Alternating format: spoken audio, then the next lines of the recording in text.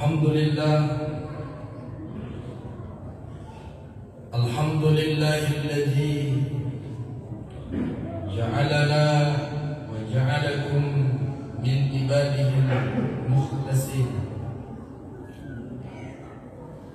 Asyhadu an la ilaha illallah al-malikul haqqul mubin, wa asyhadu anna Muhammadan abduhu wa rasuluhu shadiqul wa'dul amin. Allahumma salli ala sayyidina Muhammadin wa ala alihi wa sahbihi rasulillahi ajma'in. Amma ba'du, faya ibadallah, usikum wa iyaya bittaqwallah. Ittaqullaha haqqa tuqatih wa la tamutunna illa wa antum muslimun. Wa qala Allah ta'ala jalla jalaluhu fil Qur'anil Karim, ba'da a'udzu billahi minasy syaithanir rajim. Bismillahirrahmanirrahim. Ya ayyuhalladzina amanu taqullaha haqqa tuqatih wa la tamutunna illa wa antum muslimun. Wa qala sallallahu alaihi wasallam, al-muslimu man salima al-muslimuna min lisani wa yadihi. Sidang jamaah Jumat yang dimuliakan oleh Allah, bersyukur kepada Allah dengan mengucapkan alhamdulillah di lisan, lalu kemudian dalam hati menunjukkan dan mengagungkan Allah.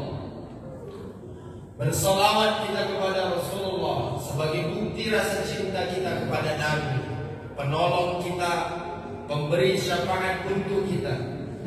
Mohon maaf lahir batin, nanti ketika di akhirat, seorang kaya, orang miskin, pejabat, yang punya dosa, tidak punya dosa, semua kita berharap kepada pertolongan daripada Rasulullah sallallahu alaihi wasallam. Oleh karena itu, kita bacakan salawat dan salam kepada Rasulullah. Allahumma salli ala sayyidina Muhammad wa ala ali sayyidina Muhammad. Assalamu alayka ya Rasulullah. Sebagai khatib pada kesempatan kali ini, tidak jemu dan bosan-bosannya mengingatkan diri saya pribadi dan jamaah sekalian. Mari kita tingkatkan iman dan takwa kita kepada Allah Subhanahu wa taala. Karena memang dengan iman dan takwa yang kita miliki ini, insyaallah Allah bahagiakan kita di dunia ini maupun di akhirat nanti. Sidang jamaah Jumat yang dimuliakan oleh Allah Subhanahu wa taala, menjaga lisan itu tema yang ditetapkan oleh FDI Kota Pekanbaru. Jamaah sekalian, para ulama mendefinisikan lisan ini sebagai shaghirul jirmi, azimul jurmi, kecil bentuknya tapi memiliki efek yang amat sangat luar biasa dalam kehidupan kita ini. Dengan penyampaian lidah ini, banyak orang-orang yang awalnya tersesat menjadi sadar.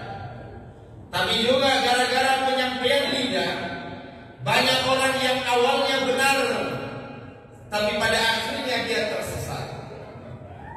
Lidah bisa memecah belah ribuan dan ratusan orang, tapi dengan lidah juga bisa mempersatukan berbagai suku, bangsa, dan bahasa. Lidah bisa membuat satu kelompok yang awalnya mereka bersatu, lalu kemudian terjadi perpecahan di antara mereka. Itulah di antara dampak-dampak baik yang mudarat maupun yang manfaat dari lidah kita ini. Maka oleh karena itu, para ulama mengajarkan kepada kita salamatul insan fi hifzil lisan. Itu kaidah umum. Orang yang paling selamat adalah orang yang paling pandai menjaga lidahnya. Sampai-sampai sahabat Nabi yang mulia Abu Bakar As-Siddiq, kemana-mana pun beliau pergi, pasti beliau meletakkan lidahnya di langit-langit. Sebab kenapa? Saking menjaga lidah beliau. Ada riwayat lain yang menyebutkan ada seorang ulama memiliki kebiasaan yang kemana-mana menelan batu di lidahnya, lalu kemudian untuk menahan agar dia tidak berbicara yang tidak sembarangan.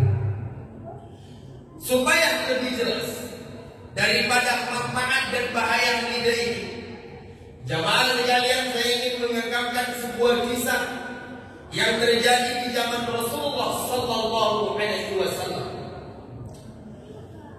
Ketika perang Badar telah usai, perang Badar itu terjadi tahun kedua Hijriah.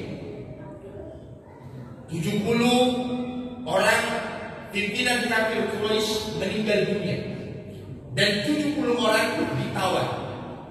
Termasuk orang-orang yang meninggal di perang Badar adalah Abu Jahal atau Amr bin Hisham, itu matinya di perang Badar, dibunuh oleh Abdullah bin Mas'ud yang memenggal kepalanya. Lalu kemudian Umayyah bin Khalaf yang menyiksa Bilal bin Rabah, itu juga matinya di perang Badar tahun kedua Hijriah. Utbah bin Rabi'ah, Syaibah bin Rabi'ah, Al-Walid bin Utbah, itu rata-rata pimpinan-pimpinan kafir Quraisy meninggalnya di perang Badar. Mereka mencaci Nabi itu hanya sekitaran 8 tahun, tapi dampaknya Masya Allah luar biasa. Mati dalam keadaan khalidina finnar, selama-lamanya di dalam perang. Apa kesalahan mereka? Sama, lidahnya tajam. Termasuk Abu Jahal yang menyebabkan Islamnya Hamzah bin Abdul Muthalib. Itu kan gara-gara suatu ketika Rasulullah SAW sedang tawaf. Saat Nabi SAW sedang tawaf di Makkah, lalu kemudian datang Abu Jahal mencaci maki Nabi yang belum pernah diucapkan oleh manusia manapun. Saya ulang sekali lagi, ucapan Abu Jahal terhadap Rasulullah adalah cacian yang belum pernah diucapkan oleh manusia manapun terhadap makhluk Allah yang paling mulia. Sampai-sampai ketika itu ada seorang perempuan budak, lalu kemudian dia berkeliling-keliling. Siapakah orang yang mampu menolong orang yang malang Muhammad? Siapakah orang yang mampu menolong orang Muhammad? Siapakah orang yang mampu menolong orang Muhammad? Amr bin Hisham atau yang dikenal dengan Abul Hakam telah mencaci Nabi dengan cacian yang tidak bakalan sanggup didengarkan oleh orang. Ketika itu jamaah rahimakumullah, orang-orang terkejut dan tidak ada yang berani mencegahnya. Sampailah saatnya ketika itu Hamzah bin Abdul Muthalib, anak pamannya, Hamzah bin Abdul Muthalib, mohon maaf, pamannya lewat sedang berburu. Tipikal Hamzah bin Abdul Muthalib adalah orang yang ketika Nabi berdakwah tidak mau terlalu komentar dan tidak mau terlalu mendukung orang-orang kafir Quraisy. Jadi kata ahli sejarah, sifatnya itu tidak terlalu mendukung Nabi, juga tidak terlalu mendukung kafir Quraisy. Kalau bahasa kitanya oposisi. Dan Hamzah adalah orang yang terkenal sebagai orang yang badannya tegap, berdarah bangsawan, dan luar biasanya punya hobi berburu singa. Ketika itu Hamzah bin Abdul Muthalib ternyata baru pulang dari berburu singa. Kalau orang berburu kelinci, kalau Hamzah berburu singa, saking hebatnya Hamzah bin Abdul Muthalib, sehingga digelar dengan Asadullah, singanya Allah. Jemaah sekalian, ketika Hamzah bin Abdul Muthalib pulang, di tangan kanannya ada panah, lalu kemudian di tangan kirinya ada singa yang dia pikul. Memang dapat dan memang terkenal. Orang kalau berburu di zaman jahiliyah itu rame-rame, kalau Hamzah bin Abdul Muthalib sendirian.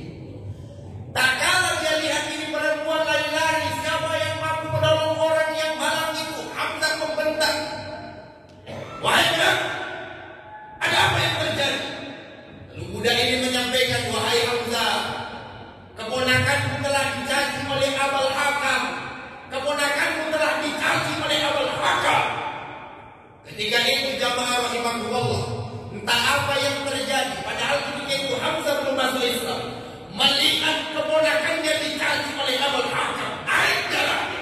Dia baru pulang berkuku, dia langsung menuju Ka'bah. Lalu kemudian dia lihat Abu Jahal di situ lagi mencaci Nabi.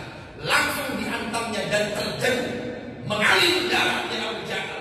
Ketika itu Abu Jahal mengancam, wahai Hamzah, andai kata engkau pukul aku dan jatuh darahku, maka orang-orang Bani Makhzum akan mengajarku. Hamzah menjawab dengan tenang, ente jangan coba-coba memberendam saya, kamu jangan coba-coba menghantam saya, kamu jangan coba-coba menghina saya, karena saya juga punya suku Bani Hashim. Andai kata suku keluar, maka suku saya keluar. Lalu kemudian Abu Jahal terdiam, karena memang orang kalau digertak balik, memang kadang-kadang cium mental orang, cium mentalnya Abu Jahal. Lalu kemudian kata Abu Jahal, apakah engkau telah membela yang selama ini engkau tidak pernah bela? Apakah engkau telah masuk agamanya? Dengan spontan Hamzah bin Abdul Muthalib mengatakan, iya, saya telah masuk agamanya Muhammad. Akhirnya Bapak jamaah rahimakumullah, Hamzah pun ketika itu masuk Islam. Sekarang apa yang ingin saya sampaikan? Efek dari kata-kata tentang harga diri. Begitulah Hamzah ketika harga diri keponakannya dipijak-pijak, ternyata bisa mendapatkan hidayah. Artinya jamaah sekalian, hati-hati kita terhadap lisan kita ini. Jangan mentang-mentang karena kita orang kaya lalu kemudian sembarangan kita berucap kepada orang lain. Kadang-kadang kita ini, mohon maaf lahir batin, ada sebagian kita ini karena kita merasa kaya, lalu kemudian kita merasa punya pengaruh, sembarangan aja ngomong. Apalagi kadang-kadang pejabat, mohon maaf lahir batin, di negeri kita ini kadang-kadang ada pejabat yang kita lihat mentang-mentang punya kekuasaan, mengancam rakyatnya. Pejabat nggak ancam apa begini. Kalau dibilang pejabat tak punya otak, punya otak, tapi kan tidak selayaknya mengancam rakyatnya, lalu kemudian menghina di depan televisi, disiarkan. Jamaah sekalian, kata-kata bisa berdampak besar. Bahkan Rasulullah SAW menyampaikan kepada kita bahwa orang Islam yang baik itu bisa dilihat dari dua hal. Yang pertama, mereka yang menjaga lidahnya, lalu kemudian orang yang mampu menjaga tangannya. Artinya, Nabi sampai mengatakan bahwa kita ini belum termasuk orang yang beriman kalau kita ini tidak mampu menjaga lidah kita. Apa kata Rasulullah? Maka yu'minu billahi wal yawmil akhir falyakul khairan aw liyasmut. Lihatlah dampaknya kata-kata. Dan memang jamaah rahimakumullah, dalam lidah ini kita harus berani berkata benar dan harus takut berkata salah. Yang sekarang ini banyak kejadian, banyak orang berkata salah dia berani dan berkata benar dia takut. Saya ulang sekali lagi, seharusnya kita punya lidah berani berkata benar dan takut berkata salah. Yang banyak sekarang orang kalau berkata benar merasa takut, dan ketika mengatakan yang salah dia merasa dia benar. Samalah seperti kisahnya Sas bin Qais. Di zaman dulu itu, ketika sudah terjadi perang Badar, ada orang Yahudi namanya Sas bin Qais, pimpinan dari Bani Quraisyah. Ada 3 orang Yahudi di Madinah ketika Nabi hijrah di Yasrib. Bani Nadir, Bani Quraisyah, lalu kemudian Bani Quraisyah. 3-tiganya ini diusir oleh Nabi. Yang pertama diusir itu dari Madinah orang Yahudi adalah Bani Quraisyah, karena mereka memang seperti saya sampaikan tadi, ada orang namanya Sas bin Qais yang dia lakukan adalah mengutus seorang anak muda untuk membuat antara orang-orang Aus dan Khazraj yang ada di Madinah ketika itu yang disatukan oleh Nabi bertengkar kembali dengan mengungkit-ungkit masalah perang Buas. Ketika itu sampai-sampai disebutkan dalam sejarah, datang seorang sahabat Nabi ini yang dari Aus pulang ke rumahnya mengambil tombak dan pedang, lalu kemudian dari Khazraj pun pulang ke rumahnya, artinya diadu domba. Inilah disebutkan dalam kitab Maraqil Mubudiyah, yang ditulis oleh seorang ulama Indonesia bernama Syekh Nawawi Umar Al-Jawi yang meninggal tahun 1314 Hijriah. Kalau saya tidak salah, dalam kitabnya 113 halaman, bahwa dalam kitab itu disebutkan termasuk dosa-dosa lidah adalah mengadu domba orang. Jadi kalau ada orang hobinya mengadu domba, ya, orang sudah akur diadu domba, ini mewarisi sifatnya orang Yahudi bernama Saswin Case. Jadi jamaah sekalian, ini kalau ada orang pula kerjaannya bohong saja, ini juga bagian orang yang tidak benar. Artinya lidah kita yang harus kita pelihara. Yang pertama dari al-kadzib, karena itu dosa lidah. Yang kedua dari al-fitnah. Fitnah itu juga dosa lidah. Jadi kata para ulama kesimpulannya begini: dari seluruh anggota tubuh kita, dosa terbanyak itu munculnya di lisan. Oleh karena itu jamaah rahimahullah, jamaah Jumat rahimahullah, jaga lidah kita. Mudah-mudahan dengan kita mampu menjaga lidah seperti yang disampaikan oleh Rasulullah. Kata Rasulullah SAW, ada dua hal, siapa yang mampu menjaga dua hal ini, dakhalal jannah, maka Allah masukkan ke dalam surga. Apa itu? Orang yang mampu menjaga lisannya dan orang yang mampu menjaga kemaluannya. Ada dua orang yang bakalan Allah jamin masuk ke dalam surga, kata Nabi. Di antaranya adalah orang yang mampu menjaga lisannya. Mudah-mudahan kita semua dalam kehidupan kita ini mampu menjaga lisan. Ucapan kasar kita hilangkan, mengucapkan kata-kata binatang yang tidak layak kepada anak kita, saudara kita, keluarga kita, semua mampu kita hilangkan sehingga Allah selamatkan kita dari azabnya. Fa'tabiru ya ulil absar la'allakum tuflihun.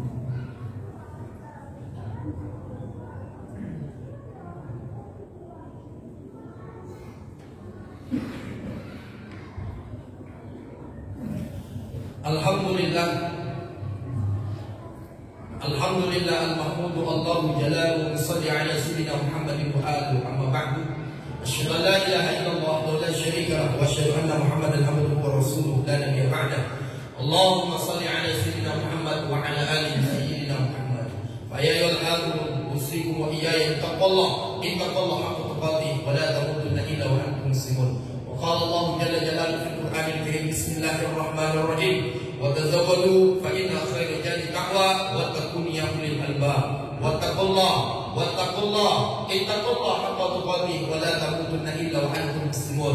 وقال الله جل جلاله في القرآن الكريم بعد أعوذ بالله من الشيطان الرجيم بسم الله الرحمن الرحيم إن الله وملائكته يصلون على النبي يا أيها الذين آمنوا صلوا عليه وسلموا تسليما. اللهم اغفر للمسلمين والمسلمات والمؤمنين والمؤمنات برحمتك يا ارحم الراحمين. اللهم احنا بالايمان وامنا بالايمان واشركنا بالايمان ودخلنا الجنه مع الايمان برحمتك يا ارحم الراحمين. ربنا آتنا في الدنيا حسنه وفي الاخره حسنه وقنا عذاب النار والحمد لله رب العالمين. عباد الله ان الله يأمركم بالعدل والإحسان وإيتاء ذي القربى وينهى عن الفحشاء والمنكر والبغي يعظكم لعلكم تذكرون ولذكر الله أكبر. أقيموا الصلاة.